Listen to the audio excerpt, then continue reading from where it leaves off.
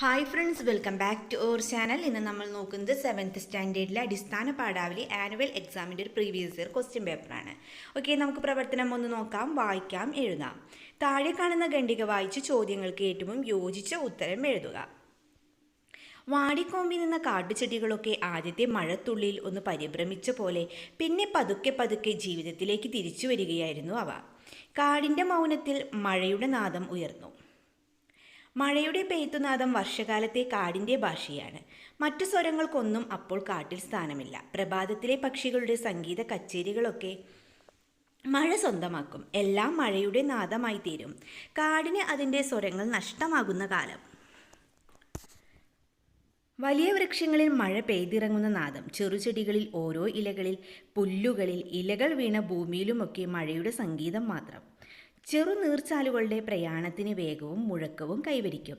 മഴ പെയ്തൊഴിഞ്ഞാലോ കാട് പിന്നെയും പെയ്തുകൊണ്ടിരിക്കും. എൻ നസീറിൻ്റെ കാടിനെ ചെന്ന് തൊടുമ്പോൾ എന്ന ഒരു ഭാഗമാണ്, ഒരു ഖണ്ഡികയാണ് നമുക്കിവിടെ നൽകിയിട്ടുള്ളത്. ഓക്കെ, നമുക്ക് ഓരോ ചോദ്യങ്ങളായി നോക്കാം. വാടിയ കാട്ടുചെടികളിൽ ആദ്യത്തെ മഴത്തുള്ളി വീണപ്പോൾ അവയിലുണ്ടാകുന്ന ഭാവം എന്താണ്? അതെ, പരിഭ്രമമാണല്ലേ. നമ്മളിപ്പോൾ വായിച്ചല്ലോ കൂട്ടുകാരെ. എന്താണ് ആൻസർ? പരിഭ്രമം. ദെൻ വർഷകാലത്തെ കാടിൻ്റെ ഭാഷ എന്താണ്? അതെ, പെയ്ത്തുനാദമാണല്ലേ, മഴയുടെ പെയ്ത്തുനാദം. ദെൻ മഴക്കാലം കാടിന് അതിൻ്റെ സ്വരങ്ങൾ നഷ്ടമാകുന്ന കാലമാണെന്ന് പറയുന്നു. എങ്ങനെ? എന്താണ് ആൻസർ? അതെ, മഴയുടെ നാദത്തിനിടയിൽ മറ്റു സ്വരങ്ങൾക്കൊന്നും സ്ഥാനമില്ല. മഴയുടെ നാദത്തിനിടയിൽ മറ്റു സ്വരങ്ങൾക്ക് സ്ഥാനമില്ല. നാലാമത്തെ ചോദ്യം, മുകളിൽ കൊടുത്തിരിക്കുന്നതിൽ നാദം എന്ന പദത്തിന് പകരം ഉപയോഗിച്ചിരിക്കുന്ന പദം എഴുതുക. ഏതൊക്കെയാണ് നൽകിയിട്ടുള്ള പദങ്ങൾ? പ്രയാണം, മുഴക്കം, സ്വരം. ഇതിൽ നാദം എന്നതിന് പകരം അതെ സ്വരമാണല്ലേ. ഓക്കെ, ദെൻ മഴ പെയ്തൊഴിഞ്ഞാലോ കാട് പിന്നെയും പെയ്തുകൊണ്ടിരിക്കും. എങ്ങനെയാണ്? അതെ, മഴ നിന്നാലും ഇലകളിലെ മഴത്തുള്ളികൾ എന്താണ്? വീണുകൊണ്ടിരിക്കും. നമുക്ക് പ്രവർത്തനം 2 നോക്കാം. താരതമ്യക്കുറിപ്പാണല്ലേ. കുട്ടിക്കാലത്ത് അമ്മാവൻ്റെ വീട്ടിൽ പോയ ഒരു അവധിക്കാലം ഓർമ്മ വരുന്നു. ഒരു പടർന്നു പന്തലിച്ച കൂറ്റൻ മാവുണ്ട് അടിയിൽ. കുലകുലയായി കൊച്ചു മാമ്പഴങ്ങൾ നിറയെ തൂങ്ങിക്കിടക്കുന്ന സമയം. ഓരോ കാറ്റിലും മാമ്പഴം ചിതറി വീഴും. മഴത്തുള്ളികളും മാമ്പഴങ്ങളും തണുത്ത കാറ്റും ഞങ്ങൾ കുട്ടികളും എല്ലാം കൂടി ഒന്നിച്ച് ചിരിച്ച് വീണ് കളിച്ചുരുളുന്ന മേളം ഇന്നും മനസ്സിൽ ആഹ്ലാദം ഉണർത്തുന്നു. പിന്നീട് ഏറെ മുതിർന്നു കഴിഞ്ഞപ്പോൾ തറവാട്ടിലെ ഒരു മുത്തശ്ശിയുടെ മരണത്തിന് ചെന്നപ്പോൾ തെക്കുവശത്തെ ചെറുമാവ് വെട്ടുന്നത് കണ്ട് ഞാൻ ചോദിച്ചു, എത്ര മാവ് നാം വെട്ടി മരണങ്ങൾക്കു വേണ്ടി തന്നെ. പക്ഷേ എത്ര മാവ് നാം വെച്ചു? വെട്ടിയെടുത്തതൊന്നും നാം നട്ടതല്ലല്ലോ. മേഘം വന്നു തൊട്ടപ്പോൾ. സുഗതകുമാരി. മുകളിൽ കൊടുത്ത ഈ അനുഭവക്കുറിപ്പിലെ ആശയം, പീച്ച് പൂന്തോട്ടത്തിലെ പീച്ച് പുഷ്പങ്ങൾ വാങ്ങാം, പക്ഷേ നിറയെ പുഷ്പിച്ചു നിൽക്കുന്ന പൂന്തോട്ടത്തെ എവിടെ നിന്ന് വാങ്ങാനാവും എന്ന വരികളിലെ ആശയവും താരതമ്യം ചെയ്ത് കുറിപ്പ് തയ്യാറാക്കുക. അതായത് കൂട്ടുകാരെ, നമ്മളോട് താരതമ്യക്കുറിപ്പ് എഴുതാനാണ് പറഞ്ഞിട്ടുള്ളത്. ഓക്കെ, നമുക്ക് എഴുതാം. പൂക്കൾ നമുക്ക് വില കൊടുത്ത് വാങ്ങാം, പക്ഷേ ഒരു പൂന്തോട്ടത്തെ വാങ്ങാനാവില്ല എന്നത് തികഞ്ഞ യാഥാർത്ഥ്യമാണ്. വസന്തം പ്രകൃതിയുടെ വരദാനമാണ്. ആ വരദാനം വില കൊടുത്ത് വാങ്ങാൻ പറ്റുന്ന ഒന്നല്ല. ഇവിടെ പുഷ്പങ്ങൾ വസന്തകാലത്തിൻ്റെ ആഗമനമാണ് വിളിച്ചറിയിക്കുന്നത്. മനുഷ്യൻ്റെ അനിയന്ത്രിതമായ കടന്നുകയറ്റത്താൽ നഷ്ടപ്പെട്ടുകൊണ്ടിരിക്കുന്ന ഇത്തരം വരദാനങ്ങളെ എത്ര വില കൊടുത്താലും തിരികെ കൊണ്ടുവരാൻ ആവുന്നവയല്ല. ഈ യാഥാർത്ഥ്യമാണ് കുട്ടിയെ പൂന്തോട്ടം വിലയ്ക്ക് വാങ്ങാനാവില്ല എന്ന നിസ്സഹായതയിൽ മനുഷ്യൻ പ്രകൃതിയിൽ നടത്തുന്ന അനിയന്ത്രിതമായ കയ്യേറ്റങ്ങൾ അതിരു കടക്കുമ്പോൾ അതിൻ്റെ ദൂഷ്യഫലങ്ങളും അവൻ അനുഭവിക്കേണ്ടി വരുമെന്ന മുന്നറിയിപ്പാണ് പീച്ച് പൂന്തോട്ടം എന്ന ഹ്രസ്വചിത്രം നൽകുന്നത്. ലോകവ്യാപകമായി മനുഷ്യർ പ്രകൃതിക്കുമേൽ കടന്നുകയറ്റങ്ങൾ നടത്തിക്കൊണ്ടിരിക്കുകയാണ്. വനനശീകരണം, പരിസ്ഥിതി മലിനീകരണം, അനിയന്ത്രിതമായി മറ്റു ജീവജാലങ്ങളെ കൊന്നൊടുക്കുക തുടങ്ങിയ മനുഷ്യൻ്റെ പ്രവർത്തനങ്ങൾ ഈ ഭൂമിയുടെ നിലനിൽപ്പിന് തന്നെ ഭീഷണിയായിരിക്കുന്നു. അപ്പം കൂട്ടുകാരും എന്ത് ചെയ്യുക? ഇതുപോലൊരു താരതമ്യക്കുറിപ്പ് തയ്യാറാക്കുക. ഓക്കെ, ഇത് നെക്സ്റ്റ് നോക്കാം. വിലയിരുത്തൽ കുറിപ്പാണ്. മനുഷ്യ സ്നേഹത്തിൻ്റെ ഉത്തുംഗഭാവം. റിയോയിൽ 5000 മീറ്റർ ഓട്ടത്തിൻ്റെ ഹീറ്റ്സ് നടക്കുകയായിരുന്നു. അമേരിക്കൻ താരം അബിയും ന്യൂസിലാൻഡിൻ്റെ നിക്കിയും അടുത്തടുത്ത് ഓടുകയായിരുന്നു. മുന്നിൽ പോയ നിക്കി പെട്ടെന്ന് ട്രാക്കിൽ വീണുപോയി. കൂട്ടിയിടിച്ച് അബിയും താഴെ വീണു. എന്നാൽ അവൾ പെട്ടെന്ന് എഴുന്നേറ്റ് തൻ്റെ എതിരാളിയായ നിക്കിയെ പിടിച്ചെഴുന്നേൽപ്പിച്ചു. എന്നിട്ട് തുടർന്ന് ഓടാൻ അവളെ പ്രേരിപ്പിച്ചു. വീണ്ടും രണ്ടുപേരും ഓടിത്തുടങ്ങി. കുറച്ചെത്തിയതും അബി താഴെ വീണു. പെട്ടെന്ന് നിക്കി ഓട്ടം നിർത്തി അബിയെ എഴുന്നേൽപ്പിച്ചു. രണ്ടുപേരും ഓട്ടം പൂർത്തിയാക്കി. അതിനുശേഷം അവരിരുവരും കെട്ടിപ്പിടിച്ച് കണ്ണീർ പൊഴിച്ചു. കായിക രംഗത്തെ അപൂർവ കാഴ്ച. ഒരിക്കലും കണ്ടിട്ടില്ലാത്ത രണ്ട് രാജ്യക്കാർ. മനുഷ്യ സ്നേഹത്തിൻ്റെ ഉത്തുംഗഭാവം. വിശ്വമാന സൗഹൃദം എന്ന ഒളിമ്പിക്സ് ആശയത്തിൻ്റെ സാക്ഷാത്കാരം.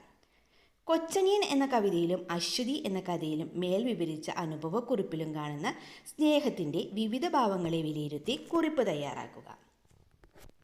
വിലയിരുത്തൽ കുറിപ്പ് നമുക്ക് എഴുതി നോക്കാം കൂട്ടുകാരെ.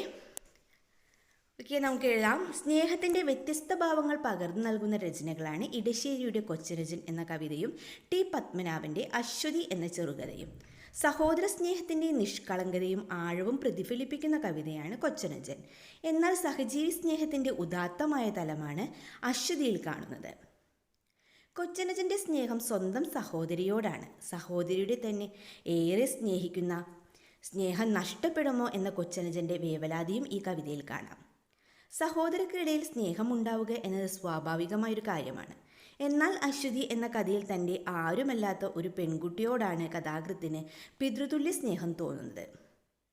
അത് മുഴുവൻ ലോകത്തോടുള്ള സ്നേഹത്തിൻ്റെ ഒരംശമാണ്. നിസ്വാർത്ഥമായ, വ്യവസ്ഥകളില്ലാത്ത, പ്രതിഫലമൊന്നും ആഗ്രഹിക്കാത്ത സ്നേഹമാണത്.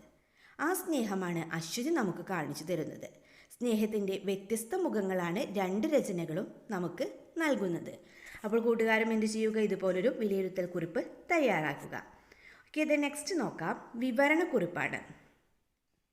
നടുവേനലിലാണ് നമുക്ക് ഒഴിവുകാലം. അപ്പോൾ വേനൽ തുമ്പികളെ പോലെ പാറി നടക്കാം. കാലത്തെഴുന്നേറ്റ് പുസ്തക സഞ്ചിയുമേന്തി സ്കൂളിലേക്ക് പാഞ്ഞു പോകേണ്ടതില്ല. പത്രമാസികകളും പുസ്തകങ്ങളും വായിക്കാൻ സമയം വേണ്ട പോലെയുണ്ട്. സമയത്തിൻ്റെ കെട്ടുപൊട്ടിച്ച് മനസ്സ് ഒരു പട്ടം പോലെ പറന്നു പൊങ്ങുന്ന കാലമാണ് ഈ ഒഴിവുകാലം. ഇത് വെറുതെ കളയാൻ പാടില്ല. ONVയുടെ വാക്കുകൾ വായിച്ചല്ലോ.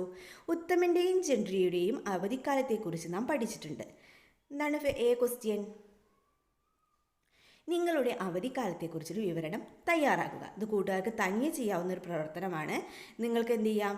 നിങ്ങളുടെ അവധിക്കാല അനുഭവങ്ങളൊക്കെ എല്ലാം വിവരിച്ചുകൊണ്ട് ഒരു വിവരണം തയ്യാറാക്കാവുന്നതാണ്. ദെൻ ബി, മാതൃക പോലെ എഴുതുക എന്നാണ്. നീതിയല്ലാത്തത് അനീതി. അപ്പം സാധ്യമല്ലാത്തത് എന്താണ്? അതെ, അസാധ്യമാണല്ലേ. സാധ്യമല്ലാത്തത് അസാധ്യം. ദെൻ പ്രവർത്തനം 5 എന്താണ് നമുക്ക് നൽകിയിട്ടുള്ളത്? ഒരു ആസ്വാദനക്കുറിപ്പാണല്ലേ. എല്ലാ ക്വസ്റ്റ്യൻ പേപ്പറിലും കാണുന്നൊരു ക്വസ്റ്റ്യനാണ്. എന്താണിത്? ആസ്വാദനക്കുറിപ്പ്. അപ്പോൾ ഒരു ആസ്വാദനക്കുറിപ്പ് എങ്ങനെയാണ് എഴുതേണ്ടതെന്ന് കൂട്ടുകാർ നിർബന്ധമായും പഠിച്ചിരിക്കണം. ഓക്കെ, നമുക്ക് വായിച്ചു നോക്കാം. മണൽപ്പരപ്പിൽ കുഴിയുണ്ടാക്കി. മണൽപ്പരപ്പിൽ കുഴിയുണ്ടാക്കി ഒളിച്ചിരുന്നു പുഴവെള്ളം. ഒലിച്ച കാലം മറന്ന കടവിൽ തപസ്സിരുന്നു കളിവെള്ളം.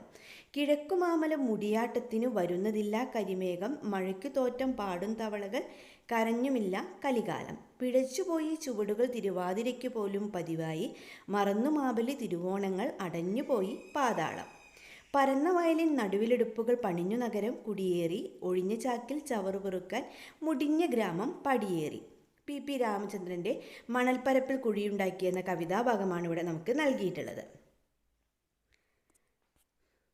അപ്പോൾ നമ്മളോട് എന്താണ് പറഞ്ഞിട്ടുള്ളത്? ആസ്വാദനക്കുറിപ്പ് തയ്യാറാക്കാനാണല്ലേ. ഓക്കെ, നമുക്ക് എഴുതാം. മനുഷ്യരുൾപ്പെടെയുള്ള ജീവജാലങ്ങൾക്ക് വേണ്ടതെല്ലാം നൽകി അവരെ പരിപാലിക്കുന്നത് പ്രകൃതിയാണ്. പ്രകൃതി നിലനിന്നെങ്കിൽ മാത്രമേ ജീവജാലങ്ങൾക്കെല്ലാം നിലനിൽപ്പുള്ളൂ. അതുകൊണ്ട് തന്നെ പ്രകൃതിയെ സംരക്ഷിക്കേണ്ടതും മനുഷ്യരുടെ കടമയാണ്.